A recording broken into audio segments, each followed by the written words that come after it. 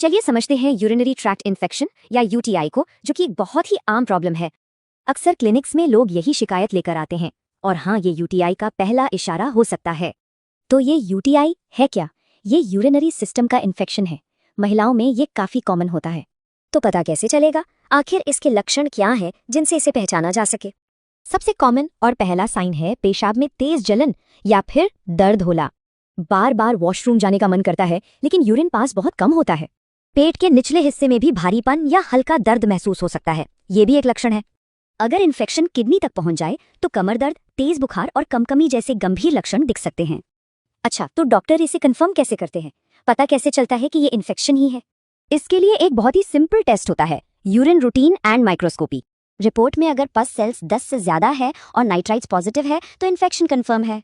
तो infection confirm होने के बाद इसका इलाज दवाइयों से किया जाता है।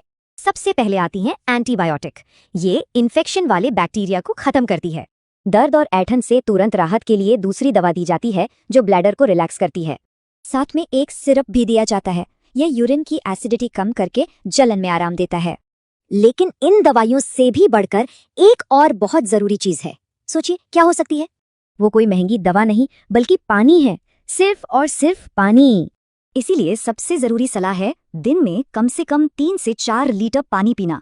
इससे बैक्टीरिया फ्लश आउट होते हैं। और हाँ, इलाज पूरा करना बहुत जरूरी है। बीच में छोड़ने पर इन्फेक्शन के वापस आने का खतरा रहता है। चेस्ट एक्सरे देखने में थोड़ा कॉम्प्लेक्स लग सकता है, लेकिन एक आसान सिस्टम से इसे समझना मुमकिन है। पहली नजर में ये सिर्फ काले, सफेद और ग्रे शेड्स का एक जाल सा लगता है, लेकिन एक ऐसा तरीका है जिससे इसकी जरूरी बातें फटाफट चेक की जा सकती हैं। इसे कहते हैं ABCDE मेथड। चलिए एक एक करके इसे समझते हैं। सबसे पहले ए यानी एयरवे। यहाँ हमारी नजर होती है सांस की नली, ट्रेकिया पर। एक नॉर्मल एक्सरे में ट्रेकिया को बिल्कुल सेंटर में होना चाहिए। अगर ये एक तरफ खिसक गया है तो ये किसी सीरियस प्रॉब्लम का सिग्नल हो सकता है। अब आते हैं बी पर, यानी बोन्स और सॉफ्ट टिश्यू। यहाँ हम पसलियों में फ्रैक्चर या स्किन के नीचे हवा ढूंढते हैं। ओके, अब सी यानी कार्डियक। इसका मतलब है दिल का आकार। एक खास चीज होती है कार्डियोमेगाली, मतलब जब दिल नॉर्मल से काफी बड़ा दिखे। एक नॉर्मल दिल का साइज पूरी चेस्ट की चौड़ाई के 50% से कम होना चाहिए। अगर दिल इससे ज्यादा चौड़ा है तो ये हार्ट फेलियर का साइन हो सकता है। अब बारी है डी की, डायाफ्राम। ये फेफड़ों के ठीक नीचे वाली मसल है। यहाँ 2 जरूरी चीजें देखनी है, CP एंगल्स और डायाफ्राम के नीचे की जगह। अगर ये कोने गोल या ब्लंटेड दिखें तो समझिए वहां पानी भरा है। और डायाफ्राम के नीचे काली हवा, ये एक मेडिकल इमरजेंसी है। आखिर में है ई, एफ्यूजन और लंग फील्ड्स, मतलब हम पूरे फेफड़ों को चेक करेंगे। फेफड़ों में अक्सर 3 पैटर्न दिखते हैं, हर एक अलग कंडीशन बताता है। एक सॉलिड सफेद धब्बा यानी कंसोलिडेशन अक्सर निमोनिया की निशानी है। सेंटर से पंखों जैसी सफेदी, ये पल्मोनरी एडिमा यानी फेफड़ों में पानी भरना है। और एक जेट ब्लैक हिस्सा, मतलब फेफड़ा कोलैप्स हो गया है। तो बस इस ABCD सिस्टम को फॉलो करना है और सब कुछ सिस्टमैटिकली चेक हो जाएगा। इस फ्रेमवर्क के साथ ये पजल अब काफी साफ हो जाता है। अब पहले क्या नजर आएगा? हार्ट अटैक में एक एक सेकंड कीमती है, तो चलिए देखते हैं कि जान बचाने के लिए पहले कदम क्या होते हैं। तो जैसे ही ये क्लासिक साइन दिखते हैं, मेडिकल टीम एक्शन में आ जाती है। अब देखते हैं होता क्या है। तो सबसे पहले डॉक्टर्स हार्ट अटैक के वार्निंग साइन आखिर पहचानते कैसे हैं। सबसे पहला और क्लासिक साइन है लेवाइन साइन। इसमें पेशेंट अपनी मुट्ठी को अपनी छाती पर रखता है। पेशेंट को बहुत ज्यादा पसीना भी आ सकता है, जिसे डायाफोरेसिस कहते हैं, एकदम ठंडा चिपचिपा पसीना। और हाँ, दर्द अक्सर फैलता भी है बाएं हाथ, जबड़े या पीठ की तरफ, और सांस लेने में भारीपन महसूस होता है। तो जैसे ही साइन दिखते हैं, अब बारी आती है डैमेज को कंफर्म करने की, और वो भी तेजी से। इसके लिए सबसे पहला टेस्ट है ECG, जो फौरन किया जाता है। इसमें ST एलिवेशन जैसा पैटर्न हार्ट अटैक का साफ सिग्नल है। फिर होता है ट्रोपोनिन टेस्ट। अगर खून में इसका लेवल ज्यादा है तो मतलब हार्ट मसल्स को नुकसान पहुंचा है। डायग्नोसिस कंफर्म होते ही सबसे जरूरी काम शुरू होता है, वो है लाइफ सेविंग लोडिंग डोज देना। इस डोज का सीधा सा गोल है उस ब्लड क्लॉट को बढ़ने से रोकना जो सारी प्रॉब्लम की जड़ है। ये काम करती हैं एंटी प्लेटलेट दवाएं, जैसे एस्पिरिन और क्लोपिडोग्रेल। ये प्लेटलेट्स को आपस में चिपकने से रोकती हैं। साथ में अटोवास्टैटिन जैसा स्टैटिन भी देते हैं। ये आर्टरीज में प्लाक को स्टेबल रखने में मदद करता है। तो ये है वो stat loading dose, aspirin, clopidogrel और अटोवास्टैटिन। ये तीनों फौरन दी जाती हैं। ये ट्रिपल कॉम्बो इतना जरूरी है कि इंटर्न्स को कहा जाता है इसे हमेशा अपनी जेब में तैयार रखो। अच्छा, इस लोडिंग डोज के अलावा और क्या इमरजेंसी केयर दी जाती है, चलिए देखते हैं। चेस्ट पेन के लिए अक्सर सॉर्बिट्रेट दी जाती है। इसे जीभ के नीचे रखते हैं ताकि दवा सीधे खून में जाए।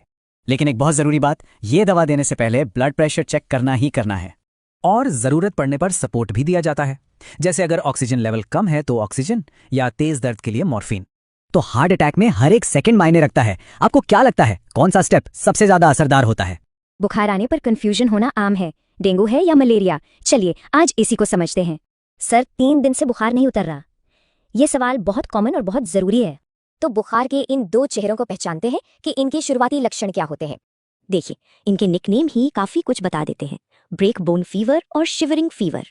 तो पहले संकेतों में फर्क देखिए, एक तरफ तेज बुखार और दर्द, दूसरी तरफ कमकपी वाला बुखार। तो डेंगू मतलब तेज बुखार, आंखों के पीछे दर्द और बदन में भयानक दर्द। और मलेरिया, इसमें अचानक तेज बुखार आता है, कमकपी होती है और फिर पसीने से उतरता है। लेकिन याद रखिए, ये सिर्फ लक्षण हैं, असली वजह तो टेस्ट से ही पता चलेगी। तो सही डायग्नोसिस का प्रोसेस क्या है? पहले डॉक्टर से मिले, फिर टेस्ट कराएं। दोनों बीमारियों को कंफर्म करने के लिए अपने अपने खास टेस्ट होते हैं। खासकर डेंगू में सीबीसी रिपोर्ट में 2 चीजें बहुत ध्यान से देखी जाती हैं। पहला, हीमैटोक्रिट बढ़ तो नहीं रहा, और दूसरा, प्लेटलेट्स गिर तो नहीं रहे।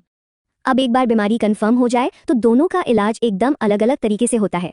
डेंगू का कोई पक्का इलाज नहीं है, बस बुखार के लिए पैरासीटामोल और खूब सारा ORS दिया जाता है। लेकिन मलेरिया का इलाज मुमकिन है। इसके लिए एक खास एंटी मलेरियल दवा का 3 दिन का कोर्स होता है। मलेरिया में अक्सर भूख मर जाती है, रिकवरी में मदद के लिए इसका भी एक उपाय है। खाने से पहले ये सिरप भूख बढ़ाने में मदद करता है, जैसे कि साइबॉन। लेकिन कभी कभी हालत गंभीर हो जाती है, तब क्या करना चाहिए ये जानना बहुत जरूरी है। 20 ml पर kg, ये नंबर डेंगू के क्रिटिकल पेशेंट की जान बचाने के लिए बहुत जरूरी है। अगर बीपी लो है तो नॉर्मल सेलाइन या RL का फ्लूइड बोलस इसी रेट पर तेजी से दिया जाता है। और अगर मलेरिया सिवियर है तो इंजेक्शन आर्टेसुनेट को सही से मिक्स करके स्लो IV दिया जाता है। इसका एक फिक्स्ड शेड्यूल होता है, पहली डोज, फिर 12 घंटे बाद दूसरी और 24 घंटे पर तीसरी। तो हमने देखा कि इलाज कितना अलग है, लेकिन सबसे जरूरी बात क्या है? तो मेन अंतर याद रखें, लक्षण, इलाज और क्रिटिकल केयर, तीनों में जमीन आसमान का फर्क है। इन दोनों के बीच का फर्क जानना अच्छा है, पर खुद से इलाज कभी ना करें, हमेशा प्रोफेशनल मदद लें। सिर्फ 10 सेकंड में डिहाइड्रेशन का पता लगाना? जी हाँ, ये मुमकिन है। चलिए देखते हैं कैसे। सेकंडों में डिहाइड्रेशन कैसे पहचानें, ये जानना बहुत जरूरी है, क्योंकि इससे किसी को तुरंत मदद मिल सकती है। तो इसके लिए हैं 4 बिल्कुल आसान तरीके: आंखें, त्वचा, जीभ और यूरिन रूल। तो पहली जांच और सबसे आसान है आंखों की जांच।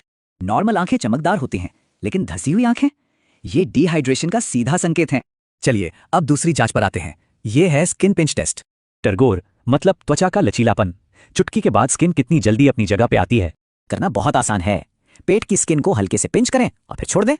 अगर स्किन तुरंत वापस आए तो सब ठीक है, पर अगर 2 सेकंड से ज्यादा लगे तो मामला गंभीर है। अब तीसरी जांच, ये भी बहुत सीधी साधी है, जीभ और आंसू। अगर जीभ सूखी लगे या रोने पर भी आंसू ना आए तो ये डिहाइड्रेशन का साफ संकेत है। और अब सबसे आखिरी और शायद सबसे जरूरी जांच, यूरिन रूल। बस एक सवाल पूछना है, पिछले 6 घंटे में पेशाब आया है या नहीं? अगर जवाब 0 है, मतलब पिछले 6 से 8 घंटे में बिल्कुल भी नहीं, तो ये एक खतरे का निशान है। ये एक मेडिकल इमरजेंसी है। इसका मतलब है कि शरीर पानी बचाने की आखिरी कोशिश कर रहा है। तो ये हैं वो 4 संकेत जिन्हें हमेशा याद रखना है: धसी हुई आंखें, स्किन जो 2 सेकंड से ज्यादा ले, सूखी जीभ और 6-8 घंटे तक पेशाब ना आना। तो क्या ये आसान सी जांच किसी की जान बचा सकती है? बिल्कुल, बस इन बातों का ध्यान रखें।